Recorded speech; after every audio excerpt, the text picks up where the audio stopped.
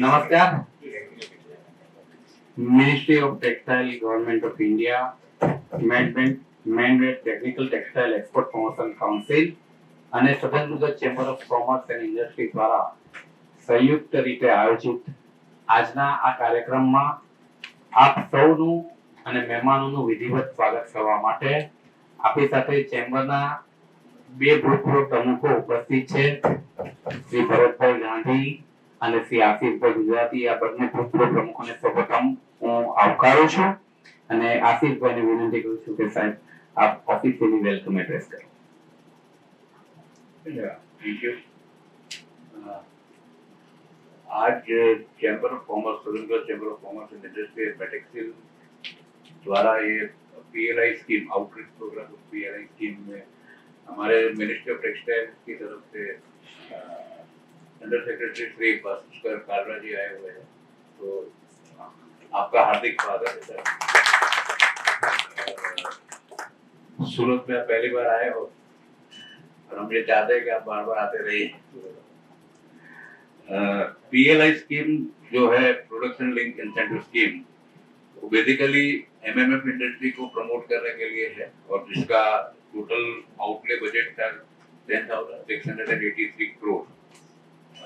जो जैसे बहुत सारे मतलब पीएलआई में एप्लीकेशन क्लोज हो गई थी, वापस ओपन की, जो एप्लीकेशन ओपन करने के बाद वापस डेट एक्सटेंड की है। तो scheme support the domestic manufacturing exports growth technology adoption in textile sector. Primary focus areas are MMF apparel, MMF fabric, technical textiles. It will increase the production and innovation and investment, encouraging the companies to achieve the scale and global competitiveness. It is expected to attract the substantial new investment, create hundreds of jobs, and strengthen India's self-reliance and export capabilities in textiles. It is not only about the export. Morning we discussed, sir, it is also about replacing the import substitute textile also. The application window has been extended till 30th September 2025 for eligible textile enterprise. This scheme is seen as a catalyst for transforming India into global textile hub, modernizing processes and boosting employment and export in technical and MMM textile segment. We are honored to have among us Mr. Bhaskar Kalra, Under Secretary, Ministry of Textile, who will share the valuable insights on the reopening of the PLI scheme for textile, now available till 30th September 2025. His presentation will guide our industry leaders, entrepreneurs, innovators on how best to engage with this opportunity for growth. I look forward to the engaging session ahead, to the insight we will gain from the ministry and to the dialogue we will generate collectively. Let this roadshow be a stepping stone towards the building a more competitive, innovative, sustainable textile ecosystem, one worthy of India's legacy and full of promise for the future. With this, I once again welcome you and invite Mr. Bhaskar Kalra to make his presentation. And of course, we invite आप सभी का भी स्वागत है जो delegates आए हैं। So, sir, the floor is yours. આશિષભાઈ આપણે Floor at the presence of Mr. Dheeraj Jha. એમને ફ્લોર આપીએ પહેલા આપણે પુષ્પભૂષણ આપણે સન્માન કરી લઈએ અને આપ સૌ नहीं, your formal welcome with the memento and bouquet. અને ભરતભાઈ આપ જોડાઓ। રવિન્દ્રભાઈ આપી દો। सर, हमने फ्लावर बुके बन करके टेक्सटाइल बुके दे रहे हैं। और रविंद्रभाई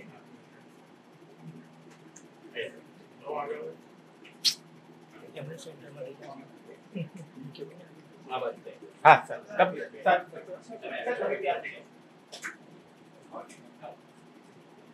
सर आप भी आगे जाओ।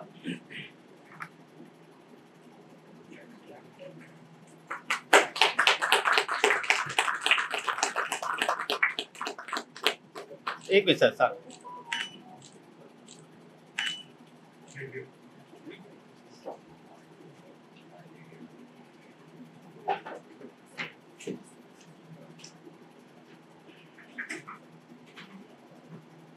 અને હવે આ કાર્યક્રમની શરૂઆત કરવા માટે હું श्री भास्कर भाई काजा ने मैं विनती करता हूँ कि सर फ्लोर इज योर्स।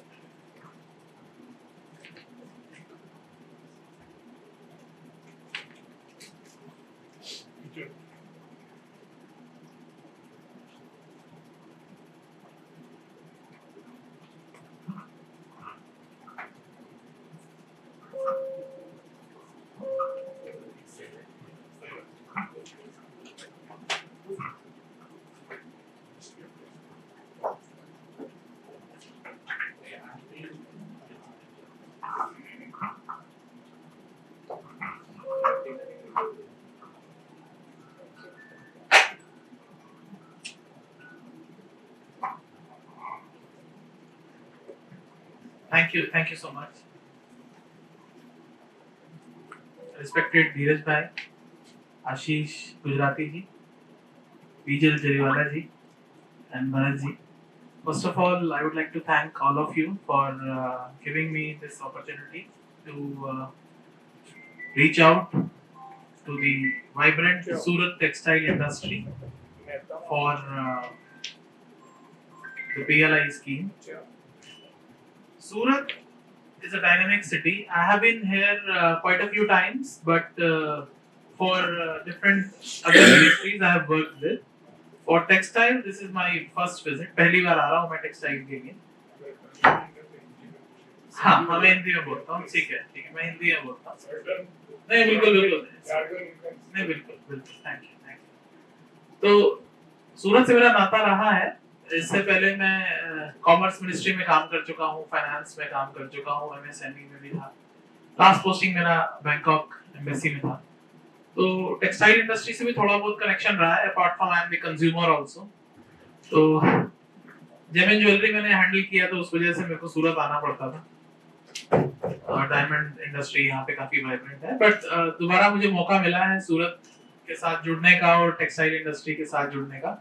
तो आज यहाँ पे आने का पर्पस ये था कि भारत सरकार मिनिस्ट्री ऑफ टेक्सटाइल्स जो है वो पीएलआई स्कीम चला रही है फॉर द एमएमएफ सेक्टर. और एमएमएफ सेक्टर का अगर दूसरा सिनोनिम कोई है तो वो सूरत है. मेजर प्लेयर्स जो हैं, मेजर इंडस्ट्री एमएमएफ की सूरत में ही है. और हमने जो ऑब्जर्व किया कि सूरत से एमएमएफ का रिप्रेजेंटेशन जो है पीएलआई स्कीम में बहुत ही कम है, मिनिस्क्यूल है. तो स्कीम में दोबारा से एप्लीकेशन पोर्टल को खोला गया है. हालांकि अभी डेट 30 सितंबर तक की है, पर इसको आगे भी एक्सटेंड किया जा रहा है. तो मे बी आपको 1 महीना और मिलेगा, अक्टूबर 31 तक ये जाएगा. मिनिमम हो सकता है उससे भी आगे लेके जाएं. और हम चाहेंगे, पर्पस ये था कि आप लोगों को स्कीम के बारे में बताएं और आप लोगों को एनकरेज करें कि आप लोग स्कीम का हिस्सा बने. भारत सरकार एमएमएफ प्रोडक्शन बढ़ाना चाहती है देश में, यही फ्यूचर है. कॉटन का प्रोडक्शन तो एक लिमिट तक ही बढ़ सकता है देश में, तो अब जो आने वाला कल है वो एमएमएफ का है. और हम आप सबका साथ चाहते हैं. हम अपनी तरफ से भारत सरकार जो सपोर्ट दे सकती है इंसेंटिव के तरीके से, वो हम इस स्कीम में दे रहे हैं.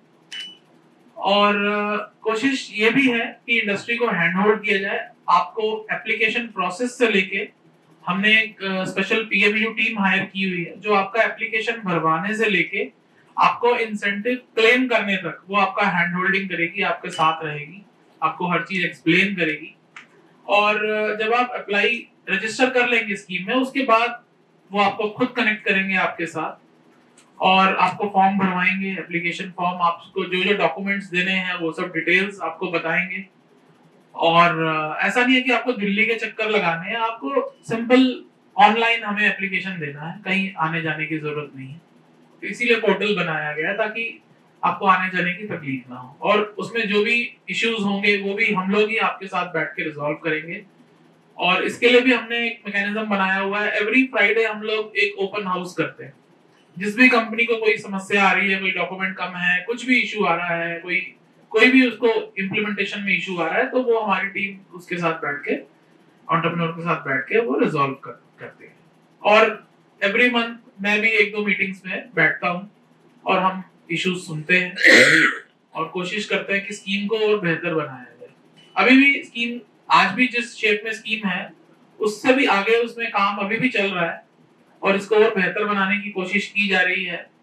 तो मे भी आने वाले समय में महीने भर में 15-20 दिन में हम कुछ और अमेंडमेंट्स भी लेके आए स्कीम में, इसलिए हमने पोर्टल खोल रखा है ताकि नए लोग इसमें हमारे साथ जुड़े। और हम ये भी कोशिश कर रहे हैं कि टेक्निकल टेक्सटाइल्स जो सेगमेंट है उसमें हमने ऑलरेडी 116 HSN कोड्स ऐड किए हुए हैं, 116 प्रोडक्ट्स हमने ऑलरेडी रखे हैं इसके अंदर। तो आप लोग, मेरे को पता लगा कि टेक्निकल टेक्सटाइल्स में भी काफी काम हो रहा है सूरत में, और ये एक अपॉर्चुनिटी है जहां आप लोग इंसेंटिव तो उसमें गेन कर ही सकते हैं, प्लस इनोवेशन के लिए भी हमने एक नेशनल टेक्निकल टेक्सटाइल मिशन भी चला रखा है। उसमें जितने भी हमारे TRAs हैं उनके साथ आप जुड़ के अपने प्रोजेक्ट्स दे सकते हैं, और कोई अगर आप इनोवेशन करना चाह रहे हैं वो सब भी आप हमारे स्कीम्स के थ्रू बेनिफिट्स ले सकते हैं। एक नेशनल टेक्निकल टेक्सटाइल मिशन का अलग से वेबसाइट भी है, उसमें भी आप जाके यू कैन अंडरस्टैंड कि क्या क्या बेनिफिट्स आपको मिल सकते हैं। तो सिंस मैं आज यहाँ आया था, हालांकि पर्पस तो PLI है, बट टेक्निकल टेक्सटाइल्स मैंने देखा सुबह आशीष गुजराती जी की भी हम यूनिट में गए थे, तो टेक्निकल टेक्सटाइल्स पे काफी काम कर रहे हैं वो भी, तो मुझे लगा इसके बारे में भी बात थोड़ी सी करनी चाहिए। तो coming back to PLI, so we have a small presentation. एक बार हम वो दिखाना चाहेंगे, मेरी कॉलीग हैं मिस अलका जो PMU का हिस्सा है हमारी, तो she will make a presentation, और फिर जो भी आपकी क्वेरीज होंगी, जो आपके सवाल होंगे, उस पे मैं आपको रिप्लाई करूंगा। Thank you, over to you Alka.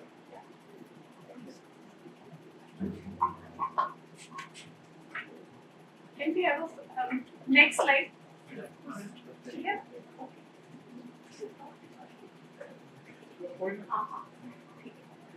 So ये PLI का एक जस्ट ब्रीफ ओवरव्यू है, जिसमें फर्स्ट लाइक स्कीम का ऑब्जेक्टिव है।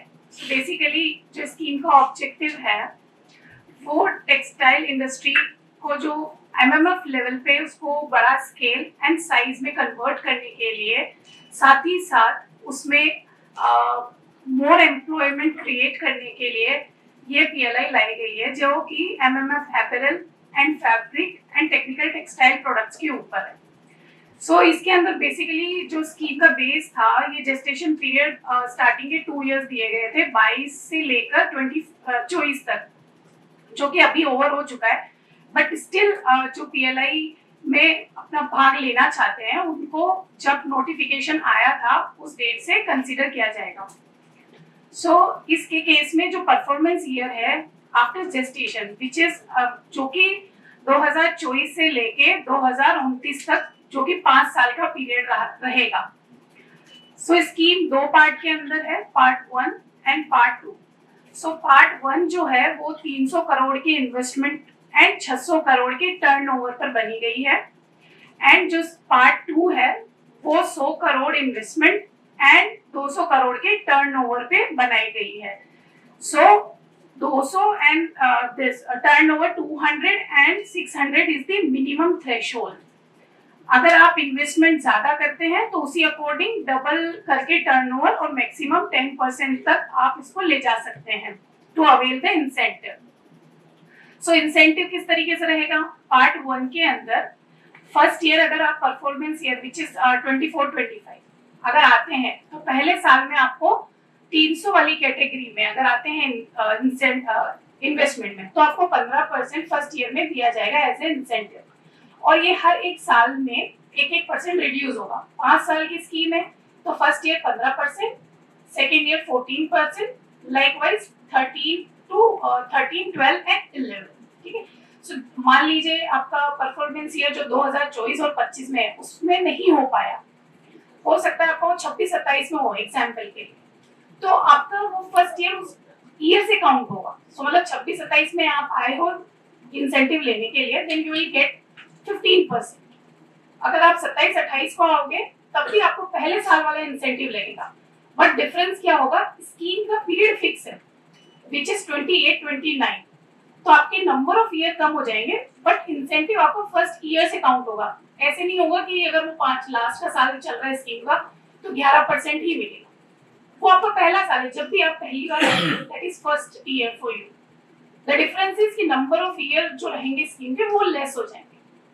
सिमिलरली पार्ट 2 के अंदर अगर हम पार्ट लेते हैं तो उसमें इंसेंटिव जो पहले साल में है वो 11% दिया जाएगा और हर एक साल में वो 1-1% रिड्यूस हो जाएगा। So 11 first year, then 10%, then 9%, then 8%, then 7%। Likewise इस तरीके से 5 साल का इसका क्रेडिट वो रहेगा इंसेंटिव का क्राइटेरिया।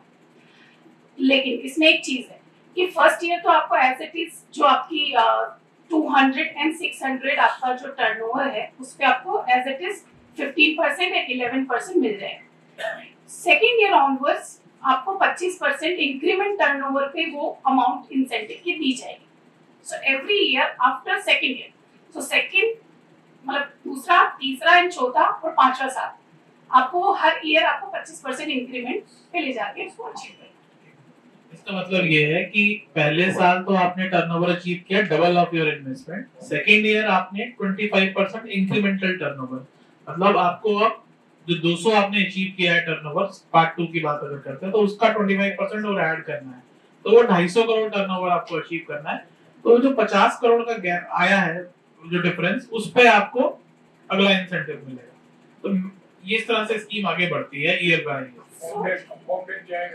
इंक्रीमेंटल टर्नओवर मतलब आपने पहले साल 200 किया है और अगले साल 250 किया, so the difference is 550 crore. So उस 50 करोड़ पे आपको 10% दिया जाएगा या 14% दिया जाएगा एज पर द स्कीम कि आप पार्ट 1 सेलेक्ट करते हो, पार्ट 2 थर्ड ईयर में भी सेम है सर। जो आपका सेकंड जो आपने सेकंड ईयर में कोट किया है और थर्ड ईयर में कर रहे हैं, सो उसका डिफरेंट व्हाटएवर द डिफरेंस उसका परसेंट दिया जाएगा। या सेकंड ईयर में अगर सर आपने जैसे 250 कर दिया तो अभी आपका वो 250 हो गया, सो थर्ड ईयर में आपको 250 के ऊपर 25% है। देन सिमिलरली अगर आपने फोर्थ ईयर में लाइक 300 के लिए एग्जांपल के लिए, सो आपको उस 300 के ऊपर 25 करना है। So whatever the value previous one, you have to do 25% incremental turnover. अगर 5 साल तक हम डबल टर्नओवर ला ही नहीं पाए, मान लीजिए 200 करोड़ आए ही नहीं, अगर 5 ईयर में नहीं, जिस भी मान लो बाई चांस 5 ईयर में एक भी साल आता है तो आपको उस साल में फर्स्ट ईयर वाला जो परसेंटेज है इंसेंटिव तो वो दिया जाएगा। मेजर जो आपको इंसेंटिव मिलना है वो पहले साल में ही मिलना है। अगर आप देखेंगे जैसे 100 इन्वेस्ट किया, 200 कर लिया टर्नओवर, तो 200 पे आपको 11% मिल रहा है पार्ट 2 में, तो मेजर चंक वही है। उसके बाद तो जो इंक्रीमेंटल टर्नओवर आपने अचीव किया है तो अगले साल 250 किया मान लो आपने, तो 50 ही पे 10% आपको मिल रहा है, 5 करोड़ में पहले साल आपको मिलेगा 22 करोड़। तो वो मेजर चंक जो है फर्स्ट ईयर ही, मतलब 2 टाइम्स ऑफ द इन्वेस्टमेंट को लाना ही पड़ेगा इंसेंटिव में। हाँ बिल्कुल, ये तो sir minimum this is the basic condition कि minimum threshold of the turnover scheme 1 के लिए 600 करोड़ है, 300 करोड़ इन्वेस्टमेंट है तो उसका जस्ट डबल 600 हो गया। सो मिनिमम 600 तो लाना है। इसके ऊपर आप लाएंगे 10% वो कैप है कि डबल द इन्वेस्टमेंट। मान लीजिए आपने 300 की जगह 400 का इन्वेस्टमेंट कर लिया तो 400 मल्टीप्लाई मतलब गुणा 2 और उसके ऊपर 10% तक आप जा सकते हैं फॉर द फर्स्ट ईयर। अच्छा, इन्वेस्टमेंट पे कोई इंसेंटिव टर्नओवर के ऊपर विदाउट तो आपको स्टेट एक बार अचीव गई ये फर्स्ट ईयर का तो हमने ले लिया और बाकी 5 साल हम दे नहीं पाए, एज्यूम करो तो फर्स्ट ईयर का आप ले लोगे यार, नहीं बस खत्म था। हाँ नहीं ठीक है, तो फ्लैट टका के लो आप। लेकिन जो पहले बार ले लेगा ना वो अगली बार निकालेगा। ये कहने का मतलब 22 टका तो ही मिल गया इलेक्ट्रिक के सामने। अरे आप तो मिल जाएगा। इनको प्रेजेंटेशन खत्म होने तो बाद में क्वेश्चन आंसर मिले देंगे। ठीक है, उनका लिंक देगा पूरा प्लीज करिए।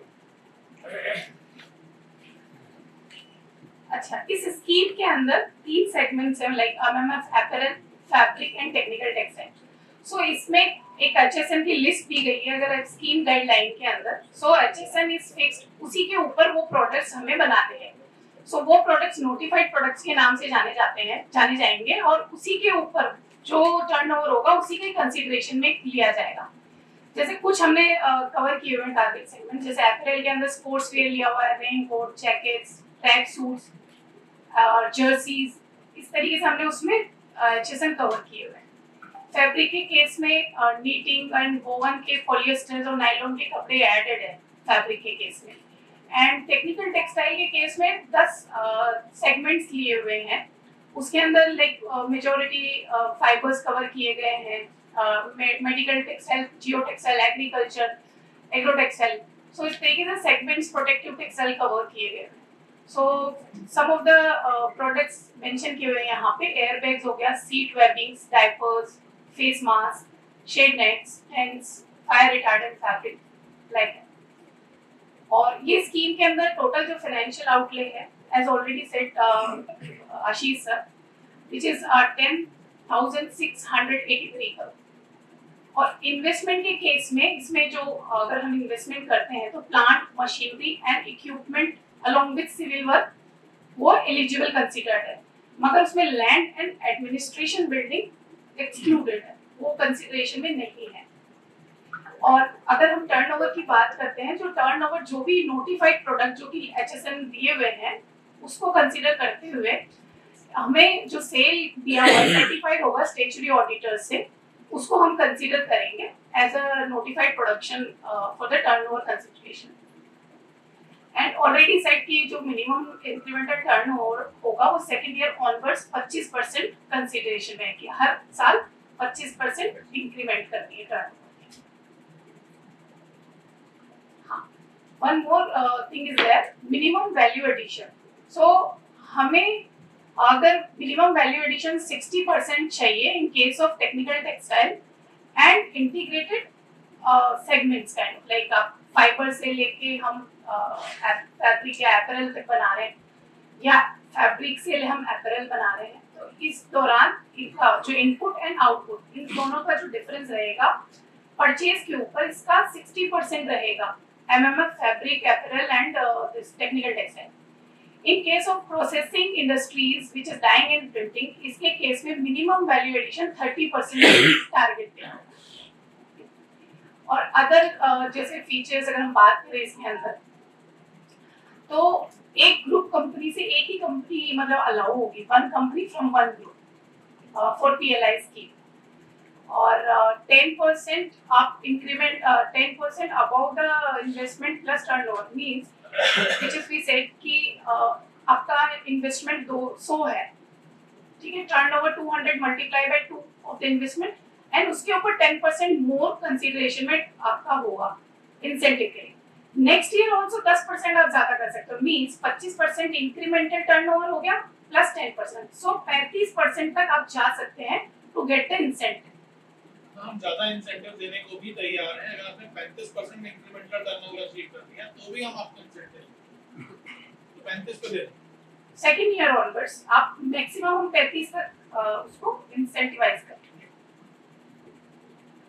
आपने जो ये बताया 30% वैल्यू एडिशन, हाँ, तो फैब्रिक टू फैब्रिक नहीं sir, 30% in case of processing, हाँ प्रोसेसिंग। तो वो कहाँ से काउंट करेंगे? जैसे प्रोसेसिंग में परचेज, आपकी जो मटेरियल में परचेज काउंट होगी, इसका फॉर्मूला स्कीम में दिया हुआ है व्हिच इज सेल्स माइनस और डाइस, केमिकल्स, एवरीथिंग परचेज के अंदर जो भी coal and everything, not coal which is directly, हाँ। सो सेल्स का सीधा फॉर्मूला दिया हुआ है गाइडलाइन के अंदर कि सेल माइनस परचेज, मतलब जितनी भी अपने सेल करी नोटिफाइड प्रोडक्ट की माइनस परचेज जितनी भी करी जो कि नोटिफाइड प्रोडक्ट से रिलेटेड है, divided by purchase multiply by 100। सो ये फॉर्मूला गाइडलाइन में दिया हुआ है, इससे हम लोग ये sales minus purchase divided by purchase multiply by 100। So a proper like complete definition is given in the scheme guideline. Purchase is raw material purchase, Raw material purchase. I'll show you in guideline. Scheme का tenure fix है 5 years का। Now अब बताते हैं कि इसमें registration कैसे करना है। बैक करने का ऑप्शन है। हमें रजिस्ट्रेशन करने के लिए सबसे पहले pli.taxmin.government.gov.in पे जाना है। तो इस टाइप से साइट आ जाएगी, ये PLI पोर्टल है। सो जैसे वो साइट डालेंगे, ये वाला एक रजिस्ट्रेशन का प्रोसेस ओपन होगा। इसके जो पास में एक लॉगिन दिया हुआ है राइट हैंड साइड में, दाएं हाथ पे लॉगिन लिखा हुआ है, उसको जब आप क्लिक करेंगे तो वो नीचे एक मेन्यू ओपन हुआ है, my account like registration and in between login. So registration पे मतलब थर्ड नंबर वाले पे आपको क्लिक करना है, फिर रजिस्ट्रेशन पेज ओपन हो जाएगा। आप उसमें ऑथराइज सिग्नेटरी वगैरह की डिटेल डालेंगे, बेसिक डिटेल है। अगर आप इसको एक स्टेप से ये फॉर्म जैसे ओपन होगा तो आपको सिंपली ऑर्गेनाइजेशन की डिटेल्स डालनी है, रजिस्ट्रेशन ऑफिस वगैरह की डिटेल डालनी है, ठीक है, और ऑथराइज सिग्नेटरी की डिटेल्स डालनी है। ये डिटेल डालने के बाद में आप सिंपली इसको सेव कर देंगे, मतलब सबमिट कर देंगे। तो ये जैसे ही आप सबमिट करेंगे ये हमें विजिबल होने लग जाएगा। तो विद इन अ डे जैसे ही आप लोग सबमिट करेंगे हम इसको ओके कर देंगे, अंदर जाके सारे डॉक्यूमेंट्स जो भी आप अटैच करेंगे ऑथराइज सिग्नेटरी वाले वो चेक करके और वेरीफाई करके we will proceed further on this. So जैसे हम ओके करेंगे आप लोग को एक नोटिफिकेशन जो आईडी आप यहाँ पे देंगे ऑथराइज सिग्नेटरी की, उस पे वो इन्फॉर्मेशन चली जाएगी कि आपका रजिस्ट्रेशन अप्रूव हो गया। उसके बाद में आपको एप्लीकेशन फॉर्म फिल करने के लिए जैसे ये करेंगे आपको डिटेल फर्दर आपको लॉगिन क्रिएट हो जाएगा। जब लॉगिन क्रिएट हो जाएगा तो आप उसमें जाके अपना एप्लीकेशन फाइल कर सकते हैं। उसमें फ्यू डॉक्यूमेंट्स पूछे हुए हैं, फ्यू इन्फॉर्मेशंस पूछी हुई है कि आप प्रोजेक्ट लगा रहे हैं तो उसमें किस तरीके का आपका पैसा आएगा, मीन्स ऑफ फाइनेंस क्या रहेगा, आपका प्लान क्या है ईयर ऑन ईयर, मतलब मशीन आप कब खरीद रहे हैं क्या है। सिंपल, वेरी सिंपल, मतलब इसमें कोई इतना खास डिटेल नहीं है। जस्ट जो आप प्रोजेक्ट लगाने वाले हैं उसकी फ्यू डिटेल्स पूछी जाएगी कि आपका इन्वेस्टमेंट प्लान क्या रहेगा, आप टर्नओवर आपकी थिंकिंग के अकॉर्डिंग क्या है, और प्रोडक्ट बास्केट आपने क्या क्या सेलेक्ट किया, मतलब आप चूज करेंगे उसमें से, तो वो इन्फॉर्मेशन हमारे पास आएगी। एंड कुछ सपोर्टिंग डॉक्यूमेंट्स रहेंगे, जैसे एप्लीकेंट, अगर मैं एप्लीकेंट हूँ, मैंने अप्लाई किया तो मेरे बारे में डिटेल्स होंगी उसके अंदर कि आपने जैसे अगर मेरी फॉर्म मतलब कंपनी है तो जीएसटी नंबर होगा, उसके अंदर वो अटैच करना होगा, सीओआई होगा, and few information registration office वगैरह उसकी डिटेलिंग होगी, सिंपल। सो वो फिर मतलब फाइल करने के बाद में एप्लीकेशन पे सबमिट कर देंगे तो वो हमें रिफ्लेक्ट होना शुरू हो जाएगा।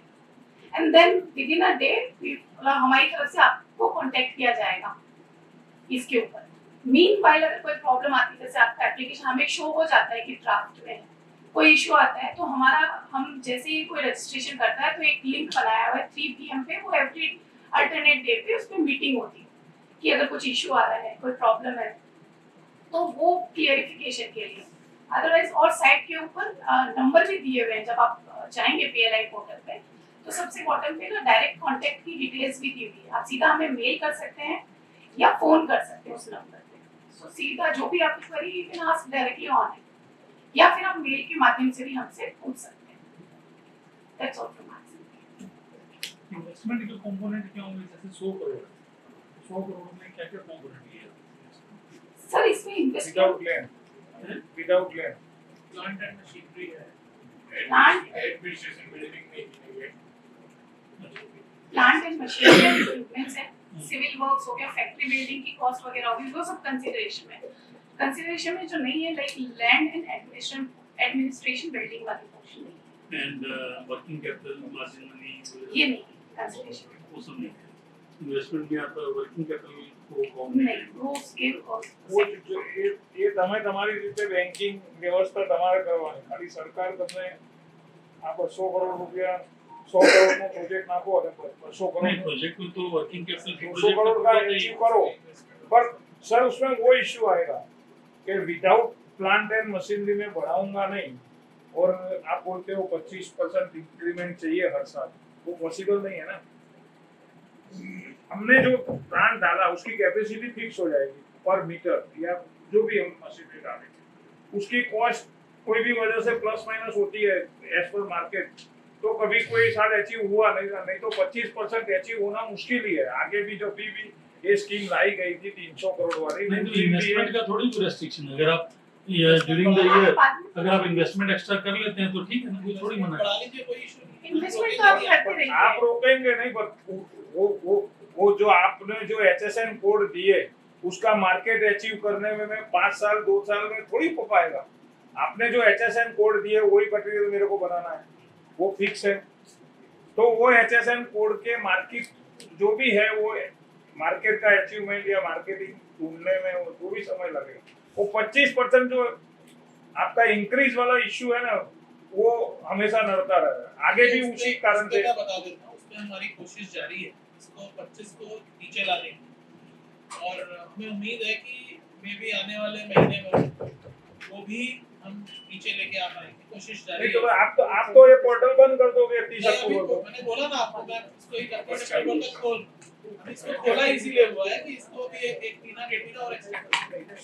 और ये आप जो ईयर बोल रहे हो कि 28-29 में हम खत्म कर देंगे, अभी आज कोई प्लानिंग कर रहा है तो उसको 1 साल कंस्ट्रक्शन में लगेगा, 1 साल मशीनरी आने में लगेगा, फिर उसके पास 2 साल ही बचेगा, तो 2 साल का आपका 2 साल का वो लेने के लिए आप तो पहले साल का जो 11% मिल रहा है ना, बस वही समझ के चलिए, वही मिलेगा, उसी को गिनती करके चलिए। जब भी कोई स्कीम साहब लिखी जाती है 22 करोड़ का मिल जाएगा, 100 तो करोड़। इनिशियली उसका एक एंड पीरियड होता है, वो रखना ही पड़ता है। लेकिन नॉर्मली भारत सरकार की स्कीम तो आप देखोगे वो एक्सटेंड की जाती है। मैं अभी नहीं कह सकता कि एक्सटेंड होगी नहीं होगी, लेकिन अगर आप भारत सरकार की 1 साल तो ऐसे ही निकल गया।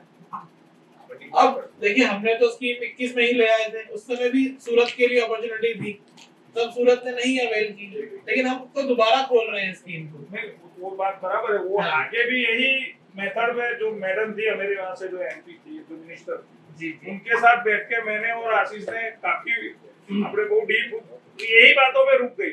सुरेश भाई, हाँ भरत भाई मेरा बोलना ऐसा है सर कि एक तो हमने डाइंग में जो 30% बोला है तो वो केमिकल, लेकिन यहाँ 90% जॉब वर्क करते हैं, अपना खुद का कपड़ा बना के मार्केटिंग नहीं करते, तो वो उसका टर्नओवर ऐसे वो, और वो मल्टीपल आगे 25% करने का I don't think they will not cover. लेकिन एक मिनट आर्या जी, एक मिनट बोलने दो कि आज 90% यहाँ जॉब वर्क कर रहे हैं।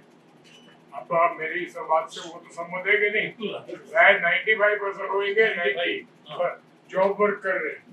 यहाँ 5% भी कोई अपना कंपोजिट यूनिट होएगा, और जितने कंपोजिट यूनिट है वो क्षेत्र जो हिस्ट्री बोलता है कि 30 साल में बंद हो गए, तो इंक्लूडिंग गार्डन बोलो, ये मैं आपका एक ध्यान दूंगा। दूसरा आपका जो इसमें है ना, आपने एक बात क्लेरिफाई नहीं की कि ये जो डाइंग वाले हैं उसको ग्रीन बेल्ट में जाना पड़ेगा। अगर आपने दिया तो अभी जो जिसके पास जो है वो वहाँ जो सीडीपी का है उसमें तो कैपेसिटी नहीं होएगा। अभी नई जगह में जाएगा तो वहाँ सीडीपी होना चाहिए, ग्रीन बेल्ट होना चाहिए। यानी मैं आपका ध्यान दूंगा, अगर इसमें लोग बोलेंगे ना नो दैट इज एक्सेप्टेड, नहीं है ग्रीन बेल्ट में कंपलसरी जाना पड़ेगा। ये बात हो गई डाइंग हाउस की। कंप्लायंसेस में हम कहीं नहीं कुछ इसमें इंटरफेयर करते हैं। हमारा तो एक ही स्कीम का नाम जो है प्रोडक्शन लिंक्ड इंसेंटिव, बाकी जो कंप्लायंसेस की रिक्वायरमेंट है वो है, उसमें हमारा कोई छेड़छाड़ नहीं है। हमारे मेंबर्स का नाम को भी एनलाइट करना कि भाई आप अगर डाइंग हाउस में है तो आपकी जो एग्जिस्टिंग यूनिट है उसमें नहीं जा सकती। अगर आपके पास सीडीपी का एक्स्ट्रा कैपेसिटी है तो बात अलग है, बाकी ना दूसरा आप जॉब वर्क करते हैं तो नहीं तो B2C में अच्छे है। नंबर 2, ये जो आपने कपड़े में बताया तो इसमें क्या होता है कि everything goes on read and P production link. अगर हमने कोई कपड़ा ऐसा बनाया कि जो उसकी रीड पी ज्यादा है तो वो प्रोडक्शन कम है, और जिसकी क्योंकि ये वेरिएबल है, ये कोई ऐसी मशीन नहीं है कि जो इलेक्ट्रॉनिक्स में आता है, केमिकल में आता है कि ये प्रोडक्ट डाल दिया मशीन, वो स्टीरियोटाइप 5 साल एक ही चलेगा। इससे जो सूरत का इंडस्ट्री टिका हुआ, I am just drawing your attention now, you know, I am not talking any pessimistic or negative thing, but being you are there so you can even discuss among your colleagues and with the ministry also कि आज यहाँ जो भी है तो यहाँ का जो टिका हुआ है, चाइना एक चीज लेने को जाएंगे तो वो उसको सौदा चाहिए 1 लाख में, 50,000 मीटर का मिनिमम एक कंटेनर चाहिए। सूरत ही ऐसा है कि जो 600 मीटर भी देगा, 700 मीटर भी देगा, 800 मीटर भी देगा। 50,000 नहीं देगा। Let me complete you know this. तो मैं जो आपका ध्यान दो रहा हूँ, तो वो जो ये स्कीम है ना, यहाँ 200 करोड़ में कितने हैं वो खाली हाथ ऊंचा कर 100 करोड़ इन्वेस्टमेंट, 200 करोड़ टर्नओवर है, 200 करोड़ टर्नओवर में कितने हैं हाथ ऊंचा कर जो आज आए पार्टिसिपेंट। मैं क्या बोलता हूँ, सूरत में 85% जो लूप्स देते हैं तो वो समझो कि वह आशीष भाई है, आशीष भाई का कोई रिश्तेदार सादा है कोई भी, तो आशीष भाई बोलेगा बनाओ मैं मार्केटिंग, तो वो जॉब वर्क करता है। इसमें भी 45% तो जॉब वर्क चलता है टेक्सटाइल में।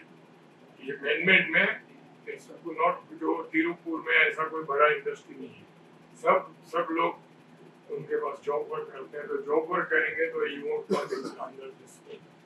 ये सब देखने के बाद बहुत डीप ये किया है, तो एवरी ईयर कंपाउंडेड 25%। मैं क्या बोलता हूँ कि देखो बीच में 65 लोगों ने साउथ गुजरात से लिया था PLI से, आउट ऑफ दैट 32 लोग ने वापस ले लिया। दे कैन नॉट बी हो जाएगा वो भी है। आज में आप 100 करोड़ रुपए आए तो बेटर यू नो। मेरा एक आप लोग से सुझाव है कि जो ये टफ था उसको पर्टिकुलरली फॉर मैनमेड टेक्सटाइल में लाइए, जो उसमें इतना सरलीकरण था। टेक्सटाइल कमिश्नर ऑफिस में ये था, उसमें शुरू में जब ये एम टफ आरा टफ जो 2000 में हुआ तो वो टाइम थोड़ा black pro in the industry much more, जो भी महिला भी बोले में खराब काम किया, लेकिन आफ्टर 2016 एवरीथिंग इज स्ट्रीमलाइन। वो जॉइंट इंस्पेक्शन कमेटी है, यहाँ का जो भी एक एसोसिएशन है उसको साथ में जाना पड़ता है, वो साइन करते हैं, वो फोटो लेते हैं और इतना थॉरली स्क्रूटिनाइज करते हैं आपकी टेक्सटाइल कमिश्नर ऑफिस। वो लोग दे आर सो इतने के भाई सीओ है तो बराबर है कि नहीं, ये जो इनवॉइस है वो बराबर है कि नहीं, उसकी मार्केट प्राइस है कि बराबर नहीं, तो और इनवॉइस किया है वो लोग ताबड़तोड़ मालूम पड़ जाता है। अभी तो सब ऑनलाइन है। तो वो जिस दिन 31 मार्च 2022 को बंद किया, and we were given assurance that time कि within 3 months हम ये टॉप्स को थोड़ा मॉडिफाइड करके लाते हैं, तो सब लोग एक्सपेंशन भी किया कि भाई चलो थोड़ा, तो बोला चलो 1 साल नहीं होगा तो ब्लैकआउट पीरियड में चले जाएंगे, बाद में होएगा, लेकिन ये टॉप वापस रिवाइव नहीं हुआ। तो अगर आप लोग को रियली यहाँ का जो मॉडर्नाइजेशन करना है और हो भी रहा है, अपने आप भी हो रहा है सर, इससे ज्यादा होएगा कि आज समझो कि भाई एक बार 6.5 लाख पावर लूप है शटर में, वो कम हो गए 3.5 लाख हो गए, शायद 3 लाख भी हो गए, वर्कर्स भी नहीं मिलते। तो most of the people they are you know जो भी है वो एयर जेट में गए, सबसे ज्यादा वाटर जेट में गए और रेपियर में गए। तो उसमें जो प्रोडक्शन, तो आज हमारा जो भी लैकिंग बिल्कुल भी वीविंग में नहीं है। आई एश्योर यू सर, मैं आपको कोई एकदम चाइना की बात छोड़ो, आप हम वियतनाम की करें, तुर्की की कंपैरिजन में करें, Surat people are making excellent fabrics, flawless fabrics और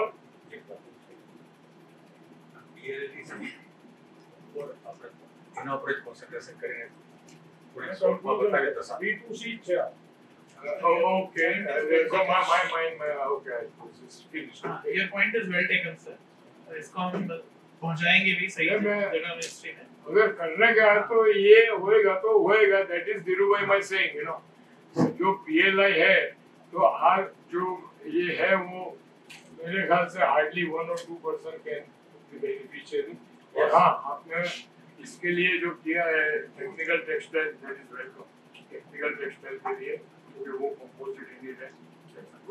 आज यहाँ जय आने का विनायक सब वेलकम। यही है। और आप लोग का जो इतना अप्रोच है, सामने से आते हैं, आज मोहम्मद कम टू माउंटेन और माउंटेन कम टू, अभी हम माउंटेन कम टू हमारे पास आया है, तो we welcome you, you know, we appreciate. Thank you sir. Thank you. मेरा आज यहाँ आने का पर्पस यही था कि अपनी स्कीम तो हम बताएं, साथ में आपके भी सजेशंस लें कि कैसे इसको और बेटर कर सकते हैं।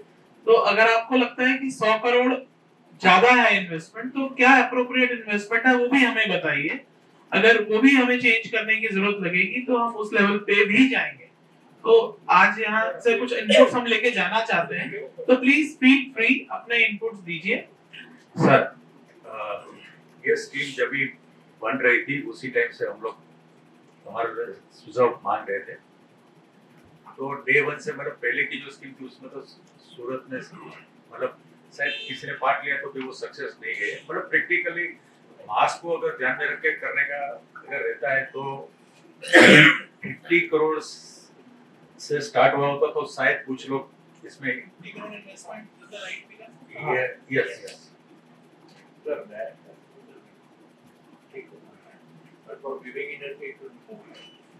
what सर, ये मतलब एक स्टैंडर्ड अपने मेंटेन करना है तो 50 करोड़ का ये होना चाहिए।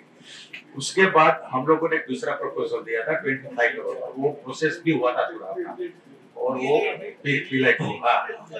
यस वो हुआ नहीं। उसके लिए भी हमने सूरत मतलब ये सूरत को ध्यान में रख के ये सब सजेशन थे। यस नहीं हो पाए तो ये सब कहते, मगर सूरत को अगर इसका कुछ बेनिफिट अपने देना चाहते हैं तो आइडियल इज 25, मगर उसके नॉर्म्स आपने जो ये स्कीम लाने के पीछे का जो एम है वो भी सोल्व होना बहुत जरूरी है। क्योंकि आज अगर ये विविंग की अगर हम बात करते हैं, विविंग का 200 करोड़ का अचीवमेंट करना है तो मिनिमम 1000 लूप्स चाहिए, मतलब ऑटो लूप्स एक साथ। तो at present it is not possible in Surat. Sir, मेरा ओपिनियन ये है 25-50 करोड़ कि अगर 100 करोड़ आप रखते हैं और वर्किंग कैपिटल को अगर इंक्लूड कर लेते हैं, क्योंकि that is also an investment. Working capital के इन्वेस्टमेंट नहीं, मेरे डेटर्स है, स्टॉक्स है। फिक्स तो रहता नहीं ना वर्किंग कैपिटल, वो तो 12 फ्लक्चुएट करता रहेगा। उसमें उसको कैलकुलेशन में इश्यूज आएंगे उसको लेके ना, तो इसलिए उसको नहीं रखा गया होगा जब ये स्कीम बनी होगी। तो हमेशा फ्लेक्सिबल रहेगा वो चीज, दैट इज डिफिकल्ट। वो नहीं इसका तो एक फार्मूला पकड़ सकते हैं, कुछ भी करें, लेकिन वो इन्वेस्टमेंट तो है ही। आप 100 करोड़ रखें लेकिन मेरा 50 करोड़ की मशीनरी लग रही है, 50 करोड़ मेरा स्टॉक्स एंड डेटर्स में जाता है, दैट इज एन इन्वेस्टमेंट। तो उसको किस तरह से लेना है, क्या फार्मूला लेना है, इन माय ओपिनियन इंडस्ट्री सोच के बताए सर कि क्या फार्मूला होना चाहिए। देखिए, उसका फार्मूला तो जैसे बैंक में जब हम जाते हैं तो एक टोटल रिक्वायरमेंट कैलकुलेशन देते हैं बैंक में कि हमारा टोटल वर्किंग कैपिटल ये रहेगी, that is the criteria. Bank assesses it and bank आपको बदले में पैसे नहीं देता, आपसे पैसे लेता ही है ना। मतलब जब कोई सर्विस देता है आपसे पैसे चार्ज, हमने तो पैसे दे रहे हैं आपको, तो हमें तो एक फिक्स फिगर चाहिए उसका। मेरी भी नौकरी है, मुझे भी सीएजी को जवाब देना है जब ऑडिट होगा, तो मैं कहां जाऊंगा उससे। तो फिर 50 करोड़ का जो इन्वेस्टमेंट के लिए जैसे एक्चुअली पीएलआई 2 स्कीम जो हम गारमेंट को जो कंसीडर करके प्लान कर रहे थे, जिसमें मेड अप गारमेंट में जिसकी इन्वेस्टमेंट लिमिट शायद 15 करोड़ सोच रहे थे, 25 तो क्योंकि गारमेंट में क्या है कि 15 करोड़ में भी बहुत सारी मशीनें आ जाएगी, क्योंकि उसमें बिल्डिंग कंपोनेंट काम है और मशीन जो है उसकी ज्यादा से ज्यादा 35,000 से लेके 1 लाख तक की मशीन आती है। तो सूरत का जो आइडियल सेटअप है ना, जो विविंग इंडस्ट्री है, जो मतलब वो ग्लेज टेक्सटाइल इंडस्ट्री का, विविंग इंडस्ट्री ग्रो होती है तो बैकवर्ड इंटीग्रेशन वाला जो बयान है वो भी ग्रो होती है और फॉरवर्ड में वैल्यू एडिशन वाला जो होता है। तो for viewing industry ideal is 15 crore उसमें फिर आप 10% वाला जो इंक्रीमेंटल टर्नओवर रखोगे तो दैट इज 25 की जगह 10 कर दोगे तो वो अचीव हो जाएगा। और sir one more thing is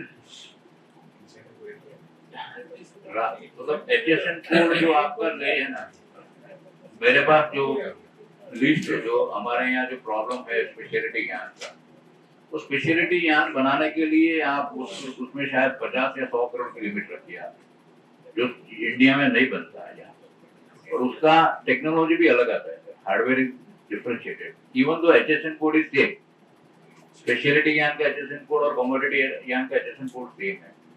तो हार्डवेयर से अगर आप आइडेंटिफाई करके अगर स्पेशलिटी ज्ञान के लिए आप कुछ पीएलआई स्कीम करोगे ना, सर वो जल्दी पिकअप हो जाएगी। और यहाँ पे सर ज्ञान में 50-100 करोड़ इन्वेस्टमेंट करने के लिए सब रेडी है सूरत में।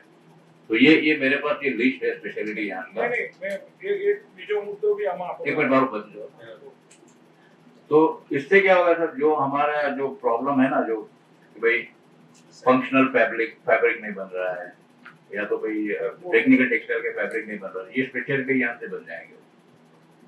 और उसको मतलब एचएसएन कोड का मैकेनिज्म कैसे आप ब्रेक करोगे, उसको कैसे ओवरकम करोगे, वो अपने डिटेल में हम डिस्कस कर सकते हैं। हम पहले इसको जाके इसका एचएसएन कोड निकाल जी जी, टीटी में ऑलरेडी 116 कोड्स हैं, अगर तो ये ऑलरेडी उसमें ही कवर हो रहा है तो देयर इज नो प्रॉब्लम। अगर हमें ऐड करने की जरूरत है तो नहीं सर, इसमें बहुत सारे कोड है ना जो एफडीवाई की कैटेगरी में उसमें आ जाते हैं।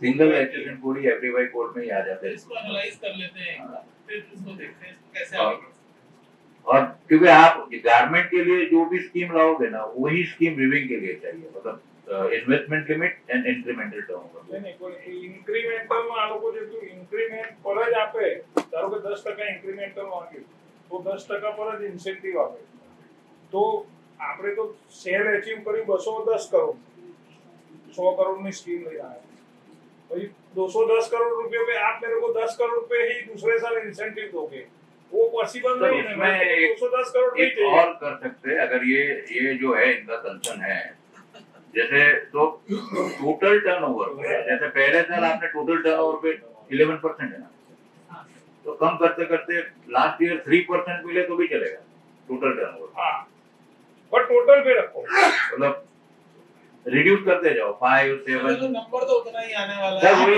करने के लिए अगर मैं उसको स्कीम 5% से शुरू करके और 2% पे ले आऊं, मैं तो आपको अपॉर्चुनिटी दे रहा हूं, पहले साल 11 दे रहा हूं, क्योंकि मुझे पता बहुत सारे सेकंड ईयर आएंगे ही, वो तो आएंगे ही नहीं। तो अगर मैं पहले साल ही 5 रख दूं तो अगले साल आपसे होगा नहीं, वो पहले साल वो तो दूसरे साल आना ही नहीं है। अगर मैं प्लांट की कैपेसिटी नहीं बढ़ाऊंगा ना तो 25% 10% भी अचीव नहीं होना है। देखो फंड स्कीम में लिमिटेड है, 10,000 करोड़ पे ही करना है जो करना है, और पूरा देश है इंसेंटिव लेने के लिए।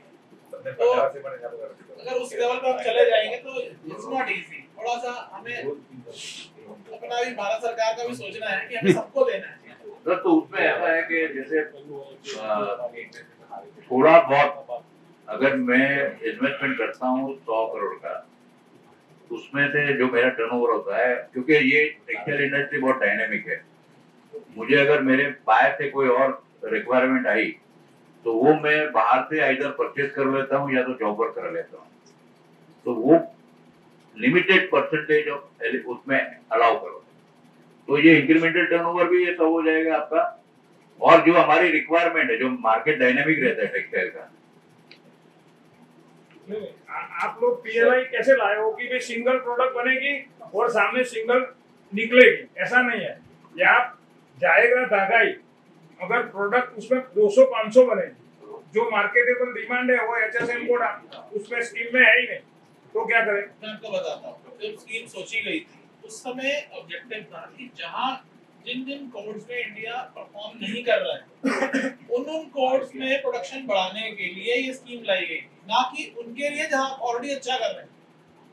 इंडस्ट्री ने इसको एक्सेप्ट कर लिया कि जो हम बना रहे हैं उसके लिए आनी चाहिए स्कीम, वो तो आप ऑलरेडी अच्छा कर रहे हैं, ऐसा बोल ही नहीं मतलब बेसिकली इंडस्ट्री को ऐसा लगा कि उनके लिए ये स्कीम आई, लेकिन ऑब्जेक्टिव ये था कि जहां इंडिया का परफॉर्मेंस नहीं है अच्छा जिन कोड्स में, वो बढ़ावा देने के लिए कि वो प्रोडक्ट्स यहाँ बने, उसके लिए ये स्कीम आई। इसीलिए आपको सारे कोड नजर नहीं आ रहे हैं। सर ऐसा नहीं है, मैं आपको एक एग्जांपल देता हूँ कि अभी जैसे घर घर तिरंगा वाला जो अभियान चला, तो जो भी टेक्सटाइल मिनिस्टर के जो भी ऑफिस थे हमारे प्रोसेसिंग वाले के वहां बैठ के सबने छपवाया। तो उस दिन तो जो कपड़ा बिका वो एक ही HSN कोड का बिका। वो HSN कोड आप में है नहीं और मेरे को मजबूरन बनाना ही पड़ा। तो आप ना मेरे को उसमें गिनोगे, इंसेंटिव में गिनोगे, ऐसे भी इश्यू आते हैं। मतलब जस्ट वन क्लैरिफिकेशन है, अगर आपके इसमें 15-16 HSN कोड डिफाइंड है, तो I can play with all 16 HSN code और ओनली बता तो आपको इसका मतलब है और HSN कोड ऐड करने सर हमने you need to add the more HSN codes. we have added 116 in TT already. 50 apparel में या fabric apparel में 50 है और fabric में तो 42 है। and we are still considering expansion in both these sectors, fabric and apparel. बहुत जल्द मुझे उम्मीद है कि वो भी हो जाएगा और 20-22 कोड आपको नजर आएंगे। अभ्यास करो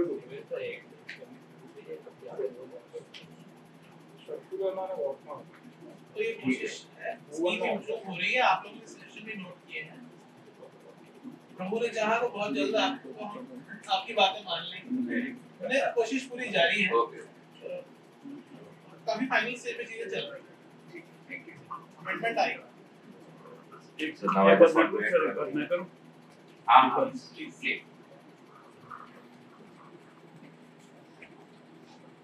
हमारा यूनिट है बैंक प्रिंटिंग मिल का, डिजिटल प्रिंटिंग का। जो भी यार्न वगैरह बनेगा उसका फैब्रिक बनना है, फैब्रिक बन के कपड़ा जाएंगे, प्रिंटिंग होना है, उसके बाद उसके गारमेंट बनने हैं।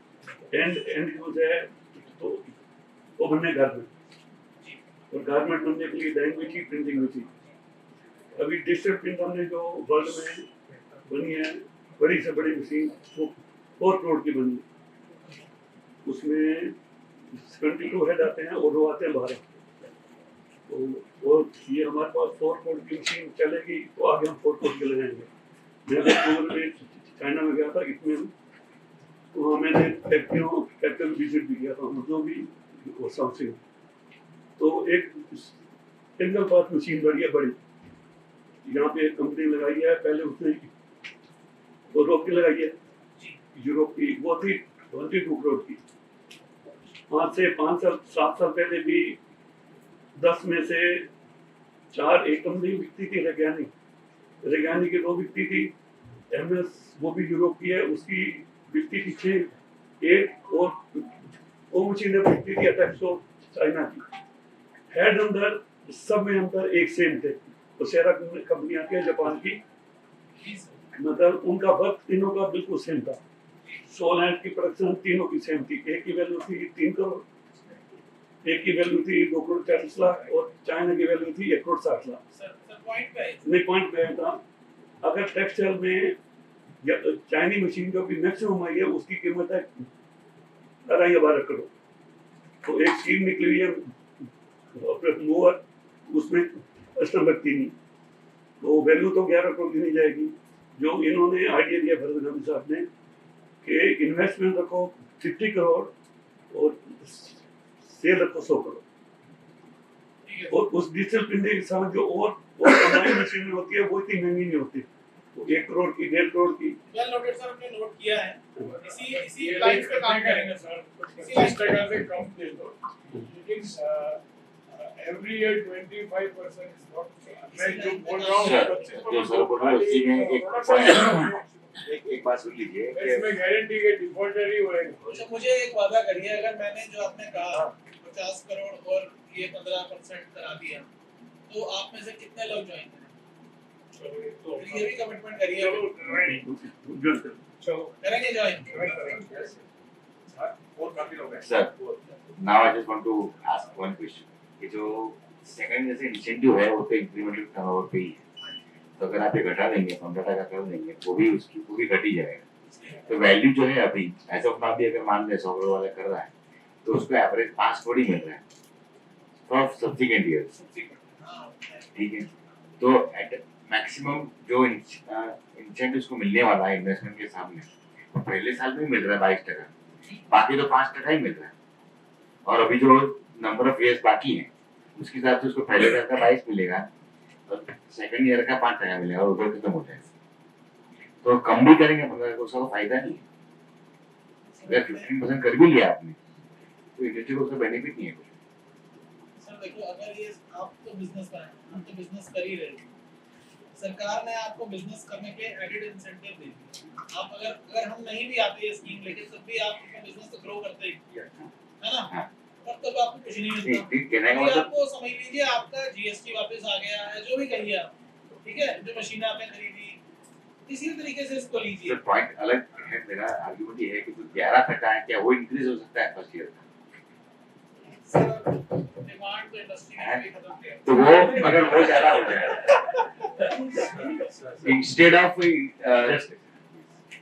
सर अभी ये सब जो सुझाव है ना, अभी पीएलआई के अलावा कोई स्कीम नहीं है टेक्सटाइल मिनिस्ट्री की। मेरे हिसाब से ये बजट में ये सब सुझाव चेंज हो जाएंगे सबके, हम ऐसी उम्मीद रखते हैं। सर हम तो आपको बजट से पहले ही खुशखबरी दे देंगे। अरे वाह, तो चलो कोशिश कर रहे हैं, हमें उम्मीद है बजट से खाना नहीं पड़ेगा और बहुत जल्दी हम कुछ अच्छा लेके आएंगे। Very good. आप बस थोड़ा सा सब्र रखिए, सूरत से सपोर्ट मिलेगा। सूरत से सपोर्ट मिलना चाहिए। उसके बाद मैं जैसे ही मैं ये अपनी बात मैंने पूरी कर दी तो सीधा मैं अगले घंटे में आपको फोन करूंगा। सर ये आपकी जिम्मेवारी है। एक चीज मैं आपको बताता हूँ, अगर आपने कोई ठीक कर दिया तो जो स्कीम जो आने वाली बात है अगर वो आ गया है तो आपका जो भी बजट होगा वो फॉर्म पड़ेगा सूरत से आप लिख के रखो। बहुत धन्यवाद। मैं सीरियसली बात कर रहा हूँ। फर्स्ट ईयर 15% भी कर दो ना तो फिर सेकंड ईयर तो मिलना ही नहीं है, तय है। हो जाए सबको मिल जाए। दूसरा सर एक चीज और नोट करिए सर ने बोला बजट खत्म हो जाएगा, सर। बस इसका मतलब 11% सफिशिएंट है। यस यस, नहीं सर ये हो ही जाएगा। सर एक चीज और नोट करिए, ईटीपी का भी काफी चार्ज लगता है। जैसे जीआईडीसी बनती है तो वो भी इंक्लूड होगा नहीं होगा इसके अंदर? बॉयलर तो होगा क्योंकि वो तो आगे मशीनरी में, और ईटीपी पर चैम्बर भी उसका पैसा बचा होता है। ईटीपी में होगा, इन्वेस्टमेंट में आएगा। सीटी नोट कर लीजिए, वो जो भी इक्विपमेंट है वो वो इन्वेस्टमेंट इक्विपमेंट नहीं है, वो चैम्बर के अगेंस्ट होता है। पहले मेंबरशिप कॉमन प्लांट की बात कर रहे हैं। जो आपकी इन्वेस्टमेंट थी। તમે પ્રશ્ન લગાવશો તો આપશે એમાં ઘણા છે પ્લાન કોમનમાં તમારું કોમનમાં ના કરે कॉमन में नहीं है। कॉमन में तो नहीं, वो तो जो आपका सर्विस प्रोवाइडर है उसकी इन्वेस्टमेंट है। ठीक है। નહીં, નહીં, वो आपकी बैलेंस शीट में रिफ्लेक्ट આપણે તમે વોટર જેટ લગાવીને પ્રશ્ન લગાવો તો પ્રોજેક્ટમાં ઘણા છે। और पैसा तो उसका देना पड़ता है ना आपको, मेंबरशिप का भी। और अरे मेंबरशिप छोड़ दो, मेंबरशिप वो कोई लगाता है आपके लिए, वो मेंबरशिप नहीं गिरेगा। आप खुद लगाते हो ईटीपी तो एलिजिबल। મિત્રો અહીં ઉપસ્થિત રહીને શ્રી ભાસ્કરભાઈ કાલા કે જેમણે ખૂબ જ સુંદર રીતે આ પીએલઆઈ સ્કીમ વિશેની વાત કરી, અને ભરતભાઈએ કીધું એ વાતને મારે ફરીથી થોડી એક વખત કહેવું છે કે મિનિસ્ટ્રી એ આપણા આંગણે આવી છે, અને પહેલા એવું હતું કે ભાઈ બધાએ આપણે જવું પડતું હતું, પણ એ એમનો બહુ સારો અભિગમ છે, અને એના માટે સાહેબ ચેમ્બર તરફથી કોંગ્રેચ્યુલેટ કે આપ અહીં પધાર્યા અને અમારા ચેમ્બરના મિત્રો અને ચેમ્બરના સભ્યોને આટલું સરસ જ્ઞાન આપવા માટે આપ કટિબદ્ધ થયા છો, આપનો માટે હું ખૂબ ખૂબ આભાર માનું છું। અત્યારે ઉપસ્થિત અમારા ચેમ્બરના ખૂબ જ senior past president Shri Bharatbhai Gandhi કે જે સિયાસના બી ચેરમેન છે, અને અમારું જે સર આ જે ચેમ્બરનું સંકુલ છે સાર ઇન્ફ્રાપ્રોમ એના પણ સર ચેરમેન છે, અને આખું અમારું જે ચેમ્બરનું તંત્ર છે वो जो पूरा हमारी जो मिलकत है वो सारी मिलकत का पूरा भरत भाई की वजह से हम लोग यहाँ के फ्रूट खा रहे हैं। और हमारे साथ में धीरज भाई शाह उपस्थित है, मैं उनका भी खास शुक्रगुजार हूँ। और हमारे आसिफ भाई गुजराती, रमेश भाई शाह हमारे ग्रुप चेयरमैन है, रविंद्र भाई आर्या और सूरज भाई पटेल जो हमारे मैनेजिंग कमेटी के मेंबर है, और सारे मेंबर के मैं शुक्रगुजार हूँ कि आप सब यहाँ पे उपस्थित रहे और हम भारत सरकार की जो मेक इन इंडिया कॉन्सेप्ट है, मेक इन इंडिया के लिए हम सब काम करें और भारत तक को ज्यादा मजबूत बनाए, वही शुभकामना के साथ आप सबका मैं शुक्रगुजार करता हूँ। खूब खूब आभार, थैंक यू। भारत सरकार की तरफ से भी मैं आप सबका बहुत बहुत धन्यवाद करता हूँ कि आप सबने अपना कीमती समय निकाला और हमें सुनने के लिए आ जाए। Thank you so very much SGCCI और मेटेक्सिल का भी बहुत बहुत धन्यवाद। आपने हमें मौका दिया है यहाँ सबसे मिलने का और ऑर्गेनाइज किया इतना अच्छा event. Thank you so very much.